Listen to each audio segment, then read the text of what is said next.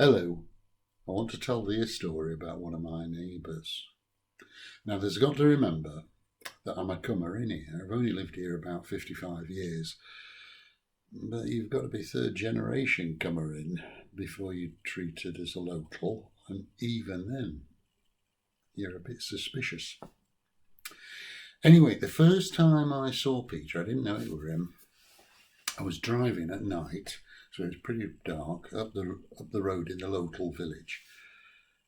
And I saw this fellow walking in the middle of the road with a woman by his side. And I thought, stupid fellow, what the heck's he doing there? And this woman, wow, never seen one as ugly. I mean, he was 6 foot, she was about 4'6", if that. Hair down to her ankles and as fat as you could ever imagine. And it were only when I were overtaking him, I thought, oh, you silly sausage, David. That was no woman, that was his pony. Now, you see, Peter was one of these chaps who didn't really value money. So long as he'd got enough to live on, he was quite happy. And he used to go around with his pony and trap and do all sorts of things. And although he didn't have any money to rub together, 2 pennies to rub together, he had what he wanted, and he had quite a lot of land. In fact, after he died, it got all sold for what would now be knocking on £1 million. But he was quite content until he got cancer. He got lung cancer. Oh dear, and he had a terrible cough. And you could hear him coming with his pony and trap a mile away. Not the pony's hooves, but his coughing. And he used to come along and see us. And he had a house next door which was nearly derelict and another one down in the local village.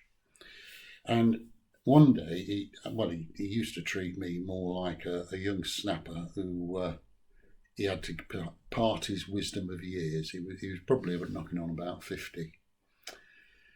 Anyway, one day he came up to me and he said, "I'm going to die, David."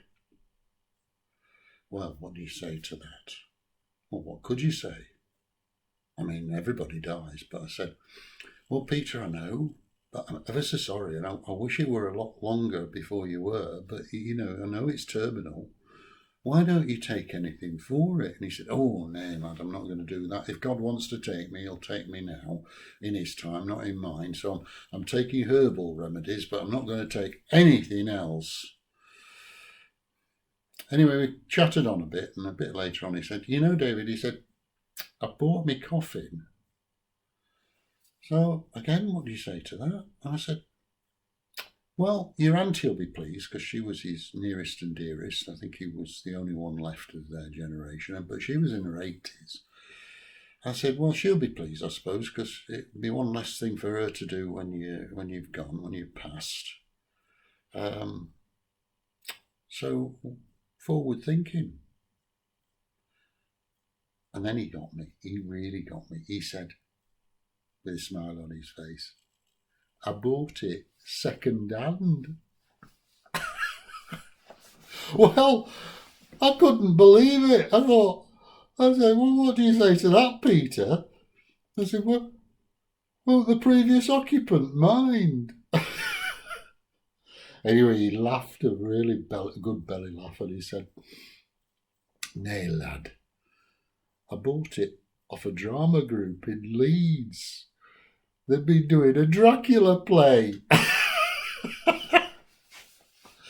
Oh dear, so I'm sure he made sure he would fit it first. I don't know whether he ever tried it out.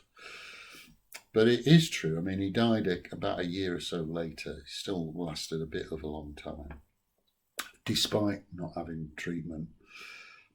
But it is true what they say. It's not the cough that carries you off. It's the coffin they carry you off in. So now poor old lad, he's been passed for these last 20, 30 years. And the house next door, that it was nearly derelict, which he next door to me, the part of it's been done up, but the other part, the barn, it's still pretty manky. And come to think of it, We have a lot of bats at twilight. No, can't be. Can it?